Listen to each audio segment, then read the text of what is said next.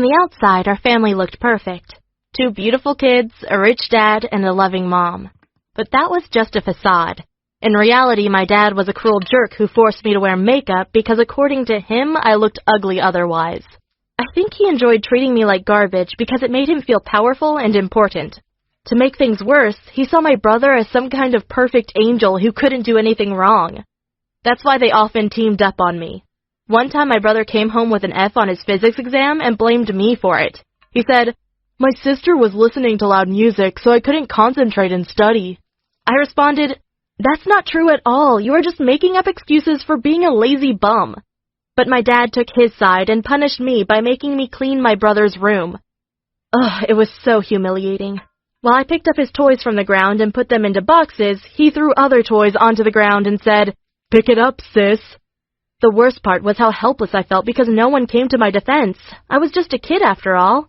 I think my mom knew how badly I was treated, but after years of living with my dad, she was too scared to stand up to my dad. One time, I even talked to her in private and said, "Mom, you need to leave Dad. He's a bad person and making you miserable." But my mom started crying and said, "Stop it, you don't understand this."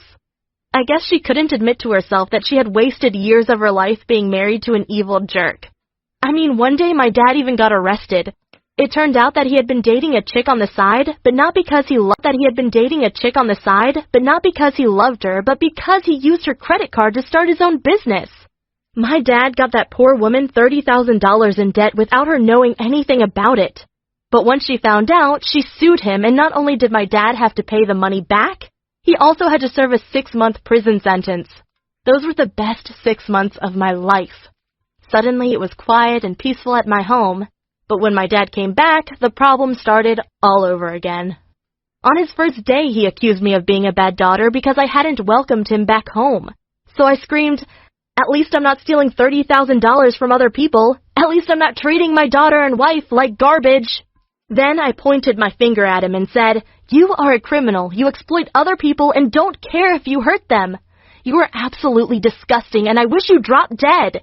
I wasn't sure how he would react, but then my brother said, "Sister, why don't you tell Dad about your boyfriend?" I froze. How did my brother know I was in a relationship? Well, that's what my dad had waited for. He started screaming and calling me a whore, saying I had brought shame onto our family for losing my V-card at such a young age. I responded, "Yes, I have a boyfriend, but we haven't even kissed each other, so relax." But my dad didn't care and screamed, "Once you're 18, I'm gonna throw you out of this house and onto the streets. I'm ashamed to have you as my daughter." Well, my 18th birthday was still 2 years away, so my dad had plenty of time to make my life hell. He even put a lock on my door, so I had to send him a WhatsApp message if I needed to go to the bathroom. But I knew the way he treated me wasn't right. So I gathered evidence on my smartphone by recording how he terrorized me. Then, after school, I went to the police and showed them video footage of how I was treated. When they saw that I wasn't allowed to go to the toilet without my dad's permission, they decided to take my dad into custody. And when he got trialed the next week, the judge called him a monster and sentenced him to 8 months in prison. It felt so good to finally get revenge on my dad. But my mom wasn't happy at all. She said, "How shall we survive without your dad's income?" I responded, "It's not my fault that you married a jerk. Now you have to live with the consequences because I'd rather be poor than live with him for one more day." But we never became poor because my mom broke up with my dad after she found a new boyfriend who treated her with more respect. But it was too late, because my brother had already become just like my dad. One time I came home while he was making out with his girlfriend on the kitchen table. The girl was half naked and said, "Oh my God, this is so embarrassing." She tried to stand up, but my brother said, "I don't want to stop." And then he continued kissing her.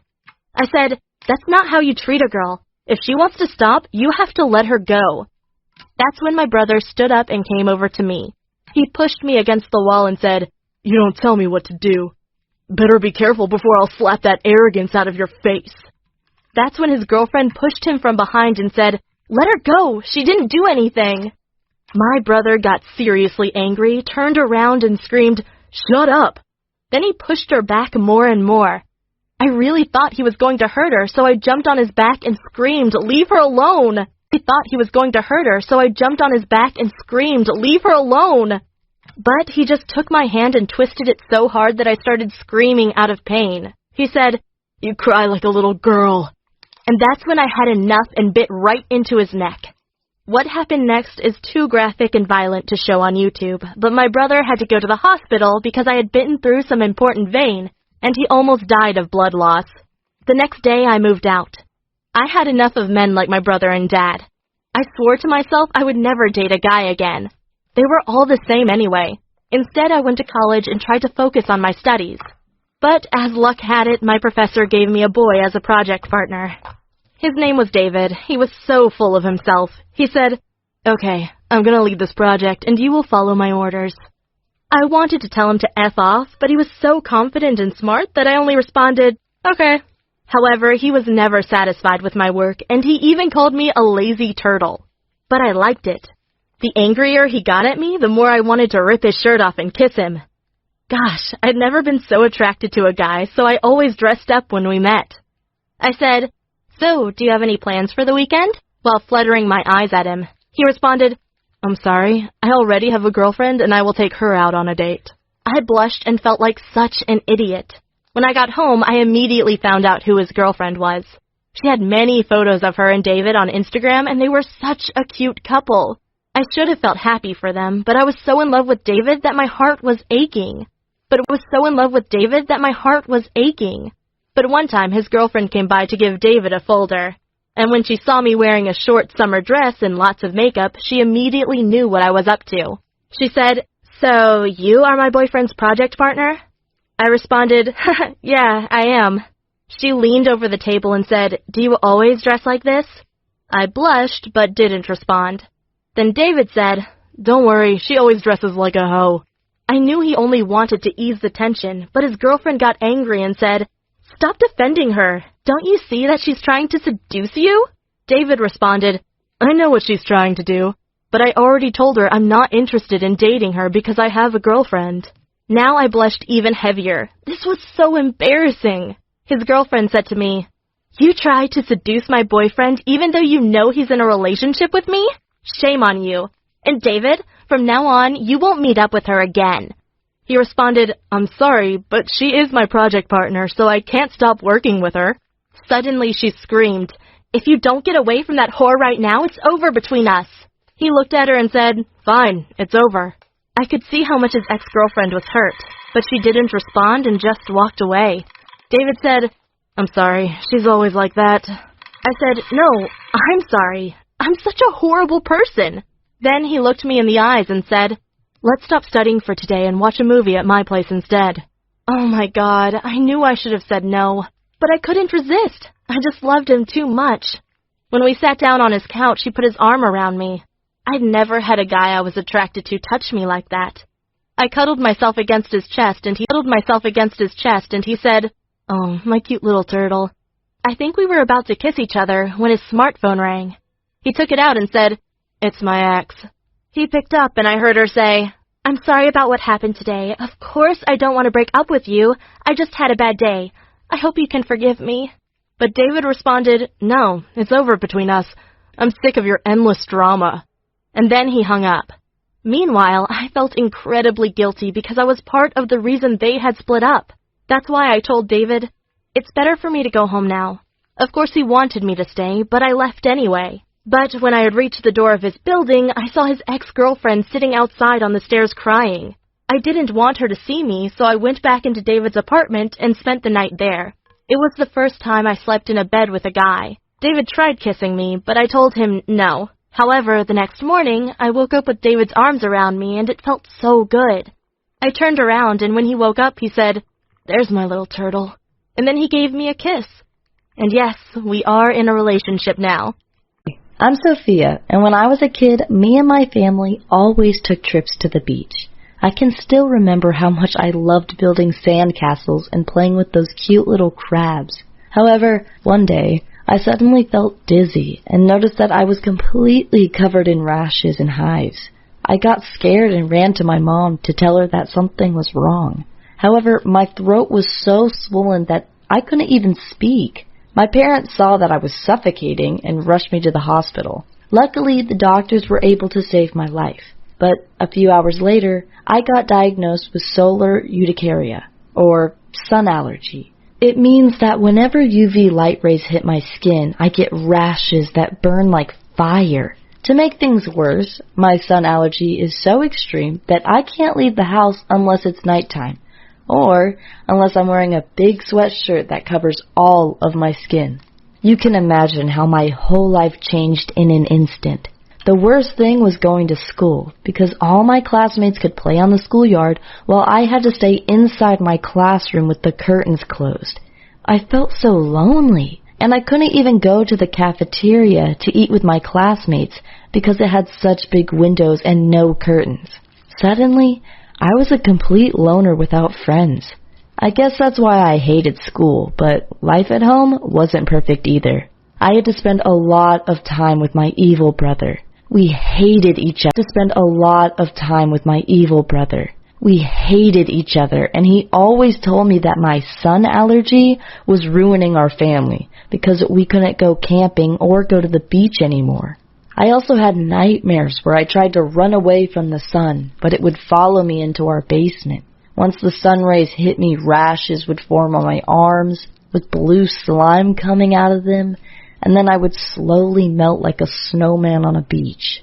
But most of the time I spent laying in bed crying and wondering if any guy would ever be willing to date a misfit like me. I was about to give up on life, but then my brother had his 13th birthday. My parents asked him if he had any wishes, and he said his only wish was to go back to the beach. My parents got mad at him and told him to be considerate of my sun allergy and to stop talking about the beach. But he started crying, pointed at me, and said I was an evil vampire that was scared of the sun and tried to suck the blood out of our family. I remember feeling so terrible afterwards that I went to my mom and asked if she could bring me to a foster home because I didn't want to be a burden to our family anymore. Luckily, I have the greatest mom in the world, and she said that she would never, ever leave me because she just loves me too much. I guess that's exactly what I needed to hear, because the next day, I decided once and for all to stop being a victim of my sun allergy and to finally take control of my life again. I joined an indoor hockey team to make new friends. I bought a telescope and took my family out to the beach and watched the stars at night. And I stopped thinking of my sun allergy as something bad that happened to me. And instead, I started to think of it as something good that happened for me and that made me become a stronger person. Now I'm in college and people here are much more understanding. Some even think it's cool that I have a sun allergy. And there was one cute guy who approached me and said he always wanted to date a good-looking vampire like me. And I've also decided that if I should ever get married, that it will be during a solar eclipse, because that would be so romantic.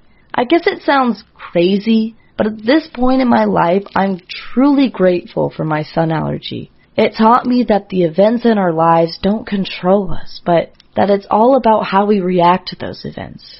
The first 2 years after I developed my sun allergy, I couldn't stop pitying myself, and I spent every night crying myself to sleep and wondering why life was so unfair to me. However, now I've realized that complaining about things you can't control doesn't make sense. It's a waste of time and energy. Instead, I try to only focus on those things that I do have control over, like studying for school or having a good time with my family, playing board games and making jokes. I just want to thank you for listening to my story. I hope you learned something. Gave me the package as he sat down on my bed, and I looked through the papers with trembling hands. The first was a newspaper clipping saying my parents were politicians who had been sentenced to prison for 25 years for stealing state funds. I worked at your parents' house. When they were arrested, you were going to be sent to an orphanage, and I just really wanted a kid, so I adopted you, Marianne. I kept the truth from you because I thought it would only make you upset. I'm sorry if I haven't been the best dad. I jumped forward and hugged him, tears pouring down my face. No, you're the most amazing dad anyone could possibly have. I just wanted to know who they were. But it's not because I've ever been unhappy with you as my father. Not ever. Dad hugged me back. If you ever want to see them, I'll arrange a visit, okay? It won't bother me at all. I know you're my daughter. By the way, that boy just left if you want to talk to him. I ran out the door after Vincent, who was walking down to the gate. Why did you do that? Your stupid challenge was over, right? Why did you make an effort to find my parents? Marianne, it did start off as a stupid challenge, and I wasn't planning on falling for you, but I did, almost instantly. What I feel for you is real and true. I wouldn't have made all that effort if I didn't love you. You're the most special girl I've ever met, and you make me want to be a better person. I'm so sorry for hurting you. Please forgive me, will you? I looked into his earnest eyes and slowly smiled. I'd rather go down with the Titanic, but I stepped closer and pulled him in for a kiss.